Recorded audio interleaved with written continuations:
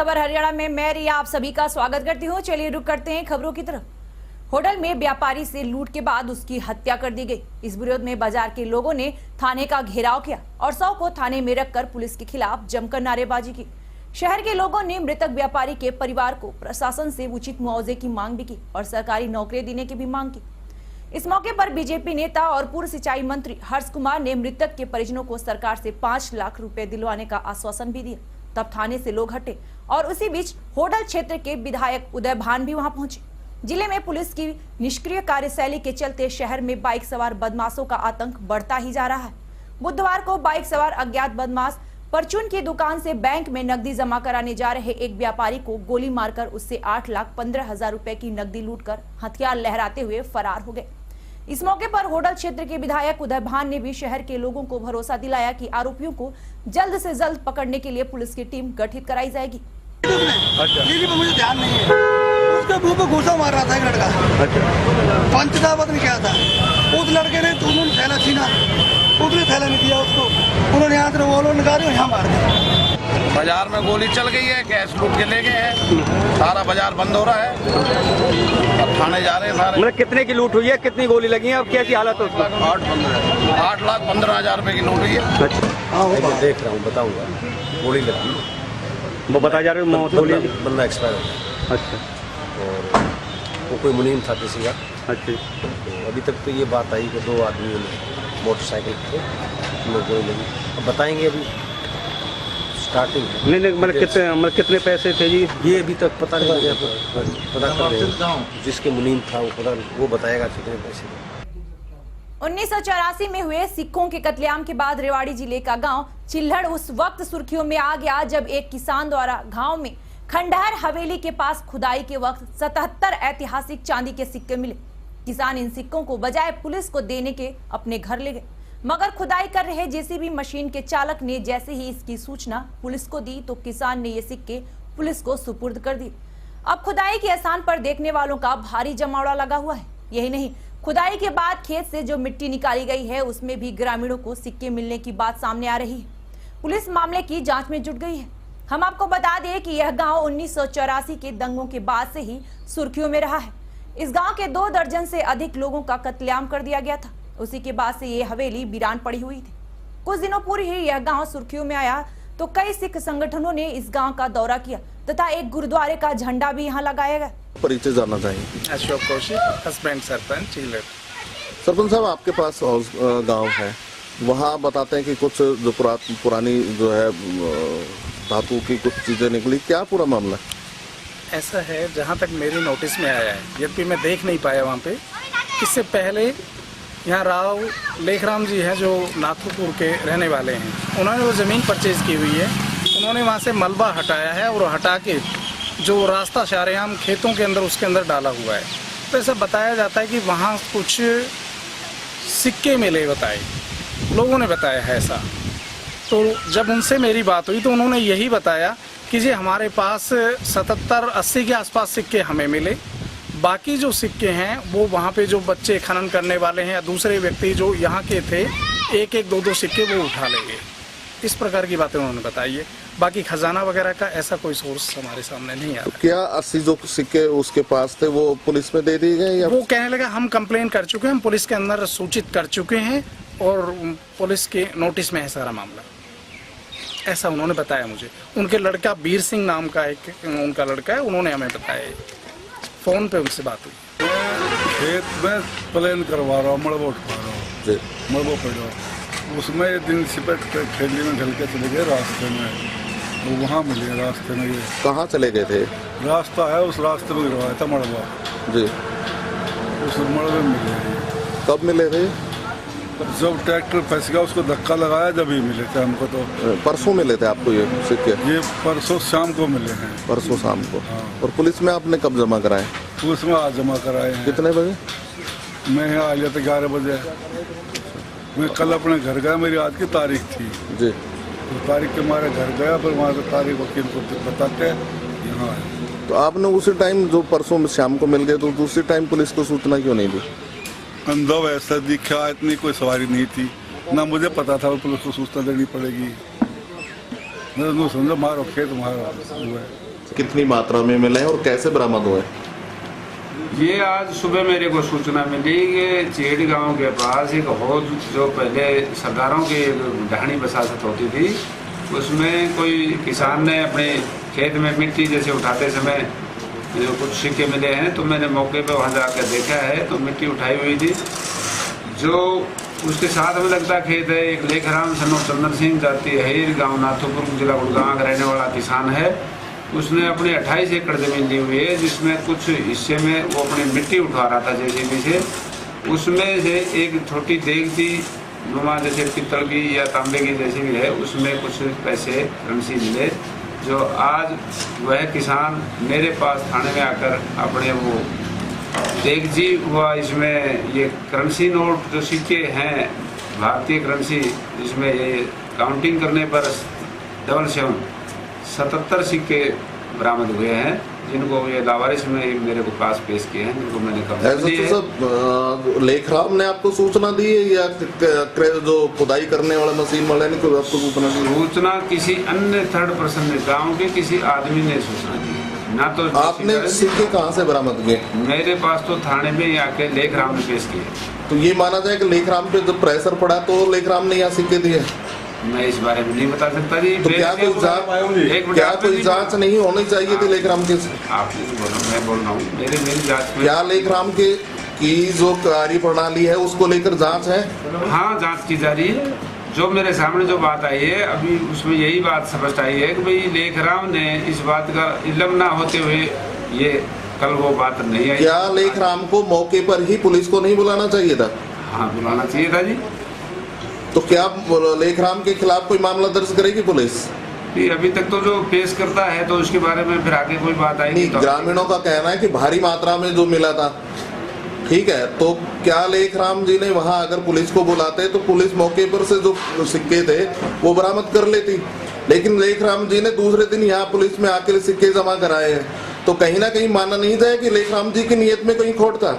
नहीं, मेरी नॉलेज में तो ऐसा नहीं है जी। जैसे भी कोई बात आएगी तो वो आगे हम अपने सीनियर अधिकारियों से बात। दूसरी, लेखराम जी अगर खुदाई कर रहे थे उस जगह पे, क्या उसके पास माइन की कोई परमिशन थी? नहीं, माइन की परमिशन तो ऐसी कोई बात नहीं आई। लेवलिंग की जो बात है जमीन में अपनी जैसे लेवलिंग अलग बात है, खुदाई एक अलग बात है। मैं मौके पे गया हूँ एसएचओ साहब, वहाँ खुदाई की हुई थी जेसीबी से एक टीले पे, तो क्या इस तरह की खुदाई की जो है उसके पास अनुमति थी? नहीं, इस बारे तक की तो कोई अभी नॉलेज में नहीं आई है। तो क्या ये जांच हो रही है अभी? हाँ, जांच की जा रही है। धर्मनगरी कुरुक्षेत्र में हुआ अधर्म जिला के पीपली बस अड्डे पर 2 दिन के नवजात शिशु को शौच का बहाना बनाकर दूसरी अनजान महिला को देकर कलयुगी मां फरार हो गई। जब काफी देर तक भी महिला अनजान महिला से अपने शिशु को लेने नहीं आई तो महिला ने उसको बस अड्डे के अंदर इधर उधर तलाश किया, पर नवजात शिशु की मां नहीं मिलने पर महिला ने इसकी जानकारी स्थानीय पुलिस को दी, तो पुलिस ने नवजात शिशु को सरकारी अस्पताल की नवजात शिशु देखरेख इकाई में दाखिला करवाया, जहां नवजात शिशु डॉक्टरों की देखरेख में स्वस्थ है। सर, ये जो अननोन बच्चा के यहाँ दिनांक 8 मई 2015 को करीब 5 बजे पिपली से पुलिस वाले एक बच्चे को लेके आए, जो उस टाइम तकरीबन 2-3 दिन का होगा, नवजात शिशु जो कि लड़का है। तो लेडी छोड़ गई थी उसको हमने यहाँ पे हॉस्पिटल में अपने एसएनसीयू में दाखिल किया और उसको केयर किया। अब वो बच्चा ठीक ठाक है, तो वेट गेन हो रहा है उसका, ठीक ढंग से दूध पी रहा है और छुट्टी करने लायक है। तो सर, अभी तक अगर कोई पुलिस द्वारा जांच की हुई है, कहीं उसके बच्चे के माँ बाप का नहीं पता? नहीं, इसके बारे में मेरे को नहीं पता। हमने बच्चे के बारे में, स्वस्थ होने के बारे में बाल संरक्षण अधिकारी को लिख दिया है। पलवल के पेट मोहल्ला में स्थित 2 मंजिला इमारत में स्थित कॉस्मेटिक की दुकान में शॉर्ट सर्किट होने से आग लग गई। आपको बता दें कि आग की लपटें इतनी तेज थीं कि आग की चपेट में आने से लगभग 80 लाख रुपए का मेडिकल का सामान जलकर राख हो गया। इसकी सूचना मिलते ही दमकल विभाग की 4 गाड़ियां घटनास्थल पर पहुंच गई और लगभग 4 घंटे की कड़ी मशक्कत के बाद आग पर काबू पाया।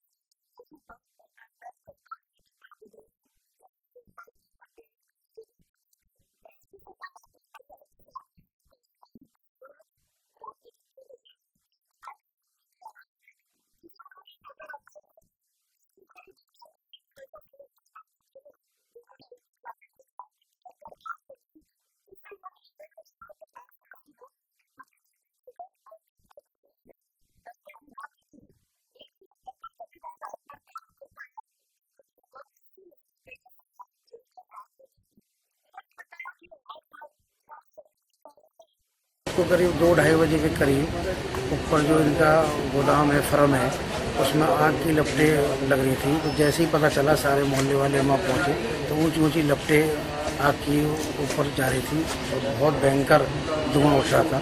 सारे मोहल्ले वालों ने तुरंत फायर ब्रिगेड की गाड़ियाँ बुलवाई। फायर ब्रिगेड वालों के साथ मिलकर सभी लोगों ने आग पर लगभग 4 या 5 घंटे लगातार प्रयास करने के बाद आग पर काबू पाया जा सका और जितना भी सामान गोदाम में था सारा जलकर रहा। कितना नुकसान हो गया? लगभग 70-80 लाख के करीबी नुकसान हुआ। अच्छा, ये क्या जिसमें क्या काम? ये दवाइयों की इनकी फर्म थी मैसर्स बालाजी इंटरप्राइजेस के नाम से। तो सारी दवाइयाँ, कंप्यूटर, जो फूड के खाने के आइटम्स और जितने भी कॉस्मेटिक आइटम्स सारे जलकर, फर्नीचर वगैरह सारा तो आप जलकर। क्या मांग करते हो सरकार से? तो सरकार से ये है कि इनको जितना नुकसान हुआ है जो भी मदद कर सके ज़्यादा से ज़्यादा मदद करें इनकी। और सरकार द्वारा जो नीति है उसके अलावा, नीतियों के अलावा भी जो मदद कर सकती है सरकार, इनको मदद करे। हमें तो रात को 2 बजे, 2:15 बजे के करीब पता पड़ा। कैसे मालूम पड़ा? ऊपर से भट भट भट भट की आवाज़ आने चालू। अच्छा, पहले तो आप सोए हुए थे? हाँ, पहले तो हम समझ रहे कोई शादी वादी की होंगी, लेकिन जब बहुत ज़्यादा भट भट भट भट भट की आवाज़ आने लगी, जब ऊपर में मैंने लड़के को जगाया, उसको और हम दोनों गए ऊपर। इसने किवाड़ खोला तो एकदम देखा तो बहुत जोर की आग नहीं आ रही। तो ये कैसे कुछ पता चला आग कैसे लगी है? आग शॉर्ट सर्किट से ही लग सकती है और तो वो है ही नहीं कुछ भी। तो उसके बाद आपने फिर क्या किया? हमने यहाँ पे मोहल्ले में शोर मचाया, मोहल्ले में वाले भी कह रहे, सब आते चले गए। एक गाड़ी की वो फोन फायर ब्रिगेड की, वो भी बहुत जल्दी आ गई। अच्छा, कितनी गाड़ियाँ हैं? फायर ब्रिगेड की 4 गाड़ियाँ आई थी। अच्छा, कितना नुकसान आपको लगता है? हमारा सारा टोटली नुकसान है जी, बिल्कुल भी तो नहीं। कितना? कुछ 50-40 कितना है? 80-85 लाख। फरीदाबाद के YMCA चौक से सेक्टर 10 को जाने वाले मार्ग पर अतिक्रमण से घिरी ग्रीन बेल्ट को नगर निगम दस्ते ने तोड़फोड़ कर आजाद किया और शहर की सौंदर्यता बढ़ाने के लिए ग्रीन बेल्ट को क्लीन किया ताकि रोड से गुजरने वाले राहगीरों को सुविधा हो सके और शहर की ओर से एक अच्छा संदेश लोगों तक जा सके।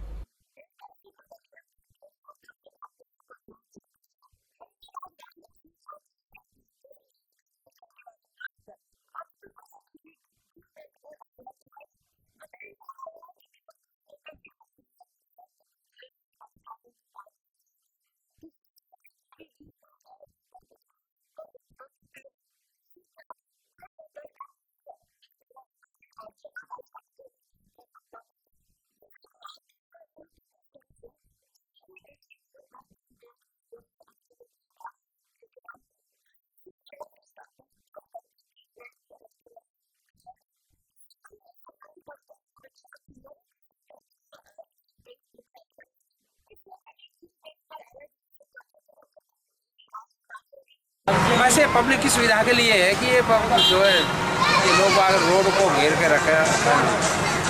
जब तोड़फोड़ किया ये किसी मतलब ग्रीन बेल्ट के उससे किया क्या?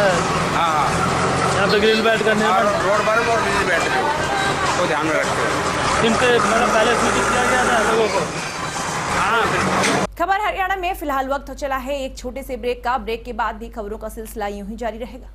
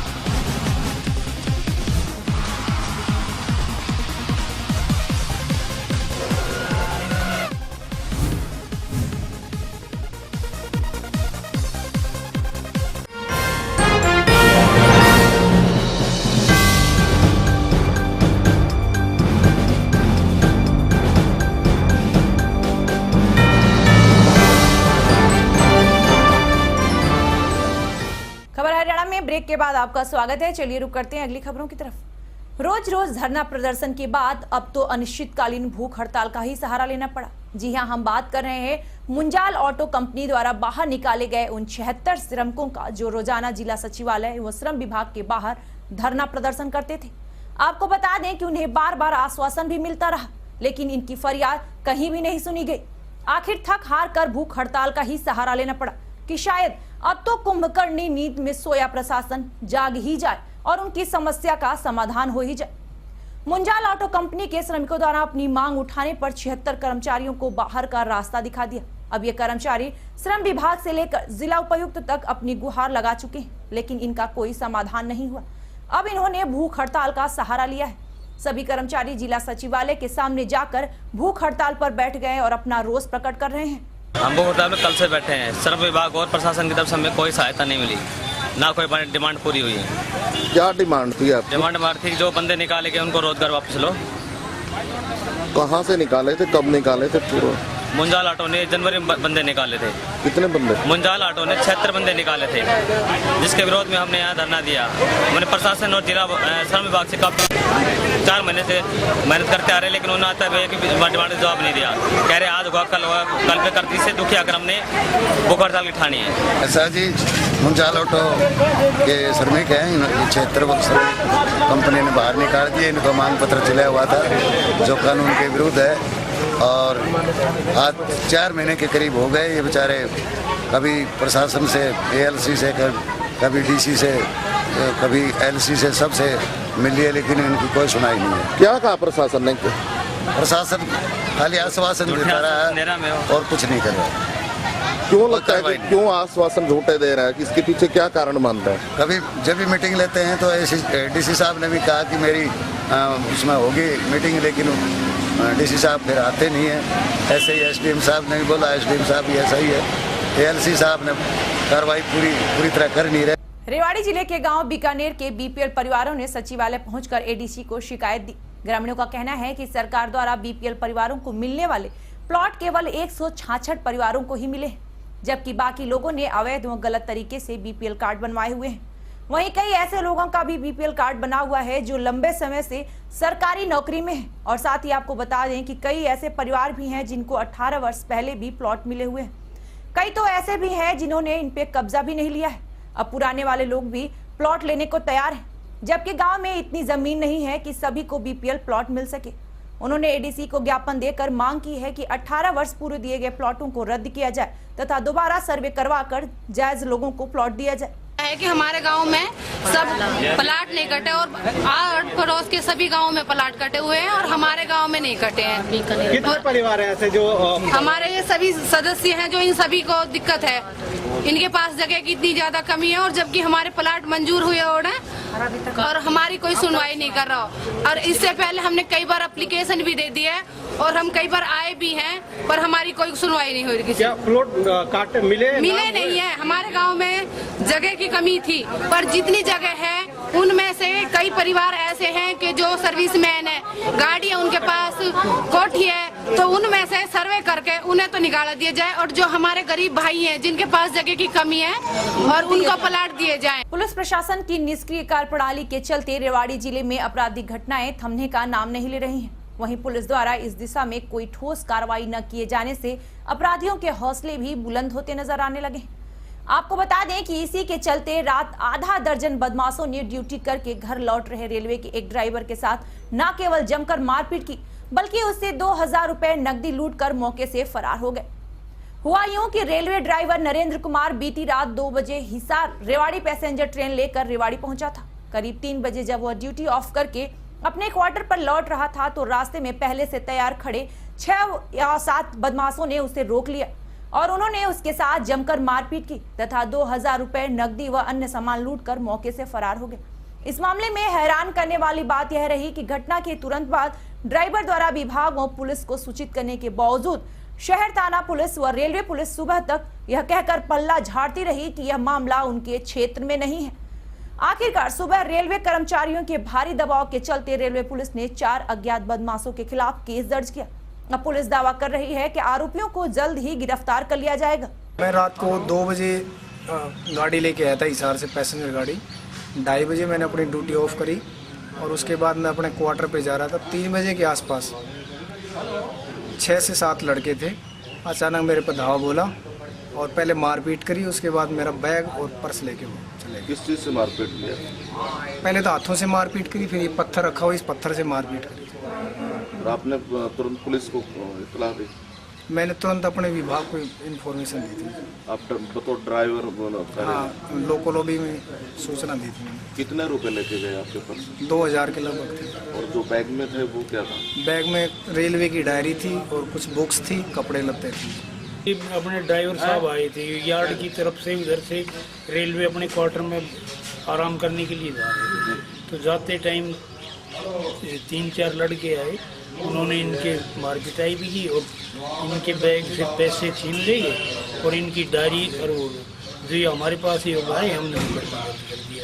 मुकदमा नंबर 65 डेटेड 13 और 2015 अंडर सेक्शन 392 394 IP 34 IPC। क्या कोई गश्त वगैरह नहीं थी उस टाइम? नहीं, गश्त तो होती है, हमारे प्लेटफार्म ड्यूटी होते हैं, उस टाइम कोई गाड़ी नहीं होती। वो दूसरी साइड में जैसे दिल्ली गाड़ियाँ आती है वो उस तरफ जो 8 प्लेटफार्म है, इधर उधर सारे लोगों के खिलाफ मामला दर्ज कर 4-5 व्यक्तियों के खिलाफ। हरियाणा प्रदेश के कृषि मंत्री ओम प्रकाश धनखड़ ने कहा कि प्रदेश सरकार किसानों की फसलों को इंश्योरेंस कवर देने के लिए पब्लिक प्राइवेट पार्टनरशिप के आधार पर इंश्योरेंस कॉर्पोरेशन बनाएगी। धनखड़ बुधवार को विकास भवन में पहुंचे थे। कृषि मंत्री ने कहा कि फसलों के इंश्योरेंस के लिए कॉर्पोरेशन बनाने के लिए प्रदेश सरकार को कंपनी की तलाश है। इससे किसानों की फसल पूरी तरह कवर हो सकेगी और आपदा की स्थिति में उन्हें नुकसान नहीं उठाना होगा। उन्होंने गिरदावरी में गड़बड़ी के आरोपों को खारिज करते हुए कहा कि आरोप लगाने वालों को अपनी सरकार का कार्यकाल याद करना चाहिए, जब किसानों को 2.5 रुपए तक के चेक दिए गए थे। मौजूदा सरकार ने किसानों को रिकॉर्ड समय में रिकॉर्ड मुआवजा बांटा है। यहां तक कि स्वामीनाथन आयोग और पूर्व मुख्यमंत्री हुड्डा की कमेटी की सिफारिशों से ज्यादा दर पर मुआवजा बांटा गया है। इतने बड़े पैमाने पर इतनी तेजी से किए गए काम में थोड़ी बहुत शिकायतें जरूर आई हैं। गिरदावरी दोबारा मुमकिन नहीं है, पर जहां भी लापरवाही की शिकायत मिलेगी कार्रवाई जरूर होगी। कृषि मंत्री धनखड़ ने कहा कि उनकी संवेदना आत्महत्या करने वाले किसानों के परिवारों के साथ है, लेकिन आत्महत्या कोई रास्ता नहीं है। मुश्किल हालात आ जाएं तो किसानों को उससे लड़ना चाहिए।